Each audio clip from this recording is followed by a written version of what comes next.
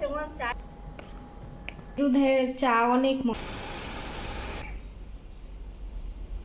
ও টাকা ও পাখি তুমি উড়ে উড়ে আসো, উড়ে উড়ে এসে তুমি আমার পাশে বসো।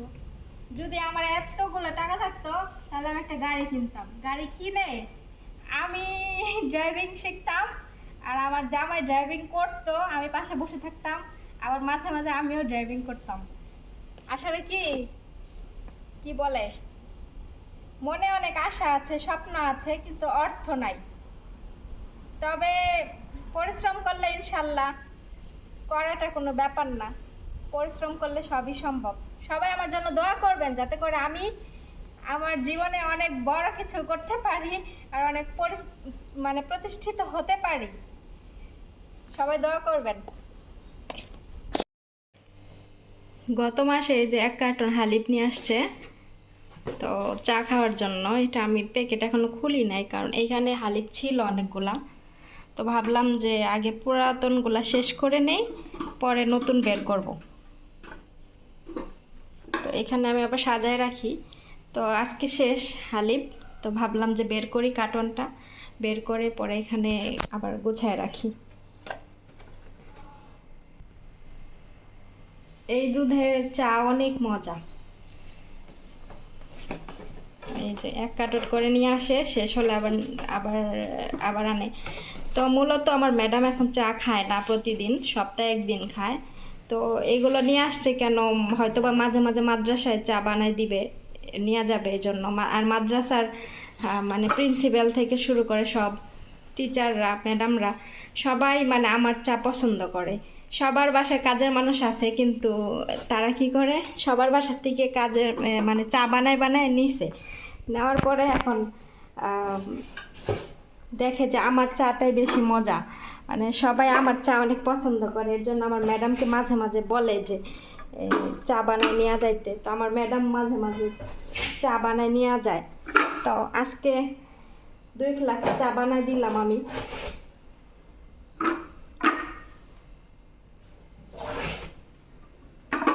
ভাবলাম যে দুধগুলো গুছাই রাখি, যেহেতু চা বানায় নিছে আজকে, কালকেও নিতে পারে, মানে ঠিক নাই।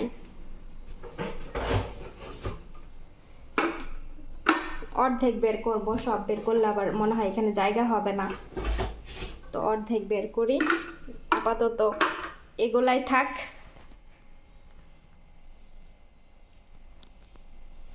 আর এই অর্ধেক কার্টন এখানেই থাক, এগুলা পরে আবার ওগুলা শেষ হলে পরে এগুলা বের করব। এখানে রেখে দিই।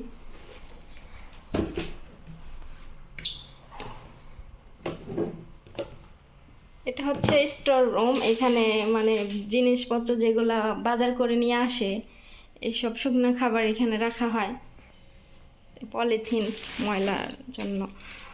এটা এখানে আমি আবার পেঁয়াজ রাখি, মানে এখানে পানির বোতল, আর এই বালতিতে এগুলো চাল, তারপরে ময়দা, এগুলো হাবিজাবি এগুলো রাখা হয়।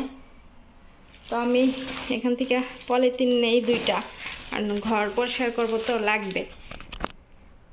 তো এটা আটকাই রাখি সব সময়, কারণ ফেসাল নাইলে এখানে ঢুইকা বোতলে যে তেল থাকে, তেলের বোতল ধইরা তেল ঢাইলা ফালাই দেয়।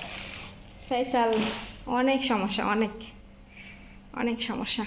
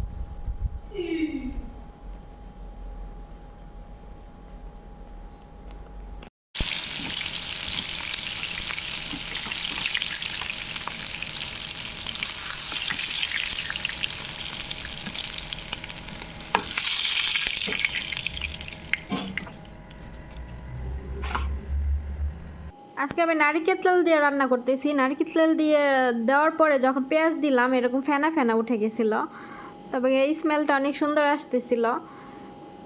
এরপরে যে মশলা কষানো মানে হয়ে গেছে। আমি এই খাবারটা এই রান্নাটা এত ডিটেলসে আপনাদের দেখাচ্ছি না, কারণ এই রান্নাটা আমি আগেও আমার চ্যানেলে করেছি, আমার চ্যানেলে আছে, এই জন্য এত ডিটেলসে দেখালাম না। তো এই যে আমার রান্না শেষ। এটা হচ্ছে মাছবুজ বলে, তো মাকবুজ আমি আজকে রান্না করলাম মাছ দিয়ে। এটা অনেক পছন্দ করে সবাই।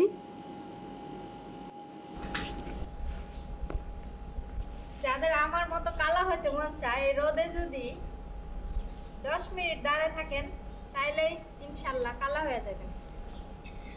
এত পরিমাণে রোদ এখানে, অনেক রোদ।